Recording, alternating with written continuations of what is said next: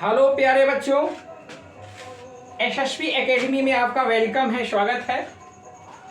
मैं आपको सिंथेसिस पढ़ा रहा हूँ।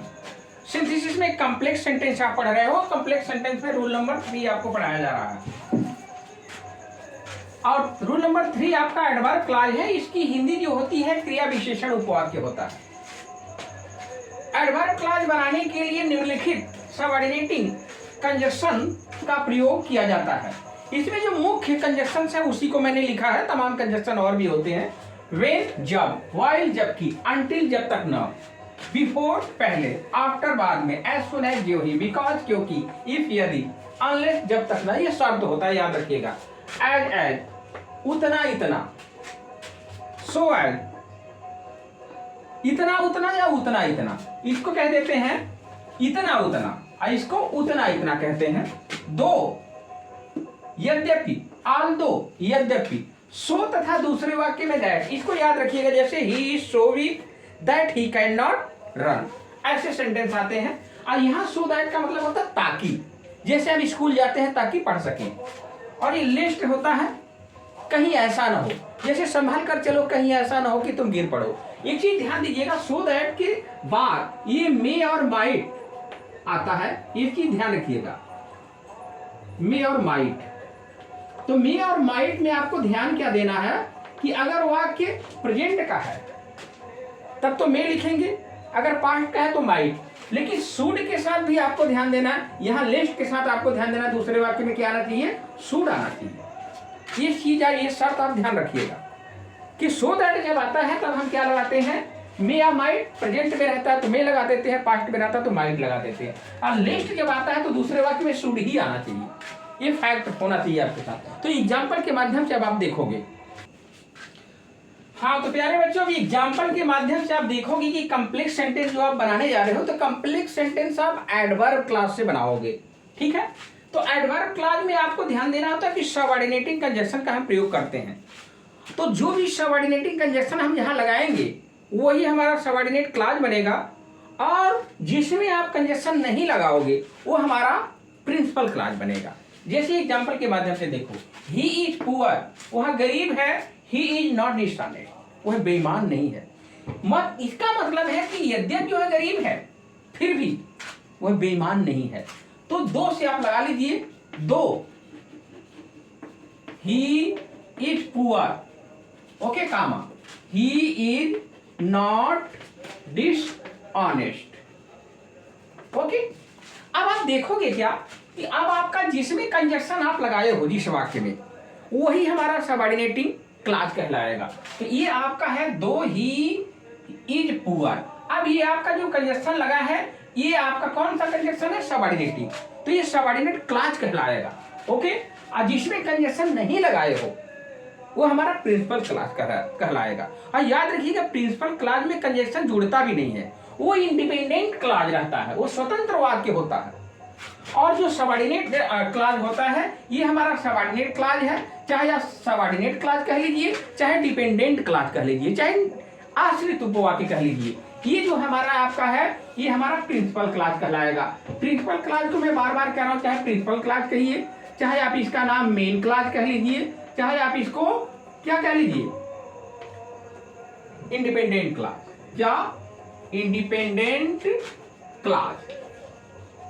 क्या मैं बता रहा हूं, सबऑर्डिनेट क्लॉज को आप क्या कहोगे, डिपेंडेंट, क्योंकि वो निर्भर रहता है भाई। यहाँ पे यद्यपि वह गरीब है, इतना अगर आपने कहा तो वाक्य आपका पूरा नहीं हुआ जब तक आप प्रिंसिपल क्लॉज को नहीं बोलोगे। तो यहाँ पर आपको ये समझना है कि ये आपका सबऑर्डिनेट क्लॉज भी है और ये आपका दूसरा नाम इसको क्या कहते हैं, डिपेंडेंट क्लॉज भी कहते हैं। क्या कहते हैं, डिपेंडेंट क्लॉज, ठीक है। आश्रित उपवाक्य, तो ये हमारा कंजक्शन यहाँ लगा हुआ है तो सबऑर्डिनेट क्लॉज हुआ, और इसमें कंजक्शन नहीं हो लगा हुआ है तो ये हमारा प्रिंसिपल क्लॉज कहिए, चाहे एमसी मतलब मेन क्लॉज कहिए, चाहे इंडिपेंडेंट क्लॉज कहिए। इंडिपेंडेंट ऐसे लिख दीजिए, इंडिपेंडेंट ऐसे रहेगा भाई, ओके, इंडिपेंडेंट क्लॉज। अब दूसरा वाक्य देखिए, the train had left, they reach the station, यानी उनके स्टेशन पहुंचने से पहले ट्रेन चली गई थी। अब इसको ये कहा जाएंगे पास्ट परफेक्ट में। पास्ट परफेक्ट में जैसे होता है ना कि डॉक्टर के आने के पहले रोगी मर चुका था, the patient had died before the doctor केम। इसी तरह से सेंटेंस इसको जोड़ेंगे, the train had left before they reached the station. ठीक है, तो आपका प्रिंसिपल क्लॉज कहाँ है भाई, जिसमें कंजक्शन आपने नहीं जोड़ा है। तो कंजक्शन इसमें आपने नहीं जोड़ा है तो ये आपका क्या कहलाएगा, ये आपका मेन क्लॉज कहलाएगा या प्रिंसिपल क्लॉज कहलाएगा या इंडिपेंडेंट क्लॉज कहलाएगा। यहाँ से आपने कंजक्शन जोड़ा है तो ये आपका क्या कहलाएगा, ये सबऑर्डिनेट क्लॉज कहलाएगा। ध्यान से समझने की कोशिश करिए, या इसको आप डिपेंडेंट क्लॉज कहोगे। यहाँ देखिए, वर्क हार्ड, कठिन परिश्रम करो, देन यू विल सक्सीड। तो आप जानते हैं पहला वाक्य आपका कहाँ दिया, इंपरेटिव सेंटेंस। इंपरेटिव सेंटेंस में क्या अंडरस्टूड होता है, यू। यहाँ आप इफ से अगर बनाने जाओगे तो ये कंडीशनल सेंटेंस उभर के आपके सामने आएगा। यदि आप कठिन परिश्रम करोगे तो आप सफल हो जाओगे। तो कंडीशनल सेंटेंस का शर्त होता है कि पहला वाक्य प्रेजेंट इंडेफिनिट में होता है और दूसरा वाक्य फ्यूचर इंडेफिनिट में होता है। जैसे अब इसको ये छिपा हुआ करता क्या है, इसका यू है इसमें। अब इसको हम प्रेजेंट इंडेफिनिट बनाएंगे क्योंकि हमें कंडीशनल बनाना है। तो इफ यू वर्क हार्ड, ठीक है, काम करोगे। अब यहां लिखोगे, देन की मतलब खत्म हो गया भाई। इफ के साथ यदि अगर लगाए तो यहां पर ये कामा हो जाएगा। हिंदी अर्थ जब मिलाएंगे, यू विल सक्सीड, यानी अगर तुम कठिन परिश्रम करोगे तो की अंग्रेजी क्या होगी, कामा, यू विल सक्सीड, तुम सफल हो जाओगे। तो कहाँ कंजक्शन आपने लगाया है भाई, देखने की कोशिश करो। कंजक्शन आपने यहाँ लगाया, तो जिस वाक्य में आपने कंजक्शन लगाया है वही हमारा क्या कहा जाएगा, सबऑर्डिनेट क्लॉज कहा जाएगा, वही हमारा डिपेंडेंट क्लॉज कहा जाएगा। और यहाँ पर आपने कंजक्शन नहीं लगाया है तो आपका क्या कहा जाएगा, ये प्रिंसिपल क्लॉज कहा जाएगा या मेन क्लॉज कहोगे या इंडिपेंडेंट क्लॉज कहोगे। तो ये हुआ आपका, ठीक है, ये आपका कंप्लेक्स सेंटेंस बना। नीचे देखिए, the general was killed, general मार दिया गया। द सोल्जर्स रैन अवे, सैनिक भाग गए। तो सैनिक क्यों भागे भाई, सैनिक इसलिए भागे क्योंकि जनरल मार दिया गया। तो एक चीज और ध्यान दीजिएगा कि कंजक्शन बैठाने के लिए वाक्य को हम उल्टा सीधा कर सकते हैं। इस वाक्य को बैठाने के लिए इधर कर सकते हैं, इस वाक्य को इधर कर सकते हैं। इसके लिए आप यू आर फ्री। तो वाक्य का अर्थ बैठाने के लिए वाक्य का अदला बदली हम कर सकते हैं, इसके लिए हम फ्री होते हैं, इसके लिए कोई बंधन नहीं होता है। There is no boundation. Okay, तो अब यहां पर लिखा जाएगा, the soldiers ran away, soldiers ran away, भाग गए क्योंकि उनका जनरल, उनका सैनिक क्या किया, मार दिया गया। तो अब इसको यहां ले आएंगे, द SOLDIER, रैन अवे, भाग गए, बिकॉज क्या हो जाएगा, because the general was killed, the general was killed. क्या बन रहा है भाई, कॉम्प्लेक्स बन रहा है। परीक्षा में आपसे पूछ रहा है कॉम्प्लेक्स सेंटेंस बनाने के लिए। ओके, अब यहां पर हो गया, द सोल्जर्स रैन अवे, सैनिक भाग गए क्योंकि जनरल वाज किल्ड। तो अब जनरल वाज किल्ड हो गया तो कंजक्शन आपने कहां जोड़ा भाई, ये जोड़ा आपने। तो इसको कौन सा क्लॉज कहोगे, सबऑर्डिनेट क्लॉज कहोगे या डिपेंडेंट क्लॉज कहोगे, क्योंकि ये डिपेंडेंट का मतलब होता है आश्रित रूप। किस पर आश्रित है, मेन क्लॉज पर। अगर आपने सिर्फ कहा कि यह क्योंकि जनरल मार दिया गया, अब क्योंकि जनरल मार दिया गया तो क्या रिजल्ट आया, ये रिजल्ट आपको जानने के लिए समझना होगा प्रिंसिपल क्लॉज। इसमें रिजल्ट क्या है, सैनिक भागे हैं। तो अब यहाँ पे सैनिक भाग गए क्योंकि जनरल मारा। तो ये आपका प्रिंसिपल क्लॉज हुआ, जिसमें यानी ध्यान रखिएगा प्रिंसिपल क्लॉज में कोई कंजक्शन जुड़ता ही नहीं है, वो इंडिपेंडेंट क्लॉज होता है, वो मेन क्लॉज होता है। तो ये आपका मेन क्लॉज है, ये प्रिंसिपल क्लॉज है। ये आपका इंडिपेंडेंट क्लॉज का मतलब होता है स्वतंत्र उपवाक्य है, ये किसी बाउंडेशन में नहीं रहता। Main clause is totally free, principal clause is completely free, independent clause is totally free. Okay, यहां देखिए, आई विल रिटर्न, मैं लौटूंगा, डोंट गो टिल देन, तब तक जाना मत, तब तक मत जाना जब तक मैं नहीं लौटूंगा। क्या आपको इसमें अनटिल शर्त आपको देखना जरूरी होगा, तो आपको ध्यान देना होगा। Don't go until I will return. Okay, तो don't go until I will return. तो यहां पर जो सेंटेंस आपका है, ये सेंटेंस आप डोंट गो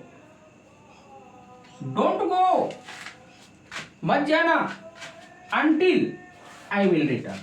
तो जिस वाक्य में आप अनटिल लगाओगे उस वाक्य में नेगेटिव नहीं होना चाहिए, इस चीज का आप ध्यान रखेंगे। तो don't go until I will return. Okay, तो अब यहां पे डोंट गो आपने लगा दिया, तो जिसमें आपने अनटिल लगाया है उसमें आप क्या करोगे, नॉट नहीं लगाओगे, क्योंकि इसमें आपका नेगेटिव समाहित है। समझ रहे हो नहीं बात? तो डोंट गो मत जाना अनटिल आई विल रिटर्न, तो जब तक मैं नहीं आऊंगा तब तक तुम्हें नहीं जाना। तो ये आपका कौन सा क्लॉज हुआ, प्रिंसिपल क्लॉज हुआ। ये आपका कौन सा हुआ, सबऑर्डिनेट क्लॉज हुआ। बात समझ में आ रही? तो अब आप देखोगे, जैसे एक आध दो एग्जांपल और आपको बता दे रहे हैं, इसी एग्जांपल के तहत आप जोड़ने की कोशिश करिएगा, आपका सेंटेंस बनके तैयार हो जाएगा। ओके, जैसे आई यहां पे दिया गया है, walk carefully, you should fall down.